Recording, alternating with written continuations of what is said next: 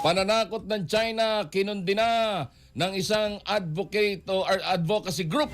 Mabantay sa balita si Abante reporter Janse Makahilas. Abante Radyo Live Report. Good morning, Janse. Yes, morning good sa'yo, Kuya Ronnie. Kinondena ng grupong alyansa ng Bantay sa Kapayapaan at Demokrasya ang pahayag ng China patungkol sa West Philippine Sea. Ito ay matapos na magsalita ang Chinese Foreign Ministry sa Beijing na magbabayad umano ang Pilipinas kapag hindi tumigil ang Philippine Coast Guard sa paghahayag ng nangyayari sa West Philippine Sea sa pamamagitan ni Commodore J. Tariela.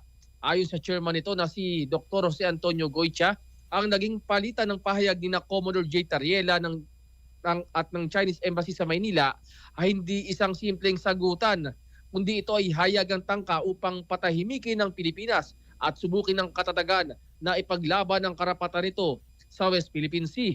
Anya, nakabatay sa opisyal na mga ulat, mga larawan at dokumentaryo ng katotohanan ng mga insidente sa dagat, kaya hindi ito gawa-gawa lamang.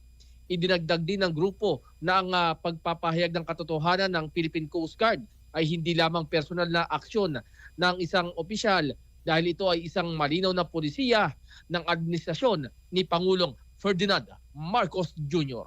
Ako si Janse Makahilas, Abante. Abante Pilipinas.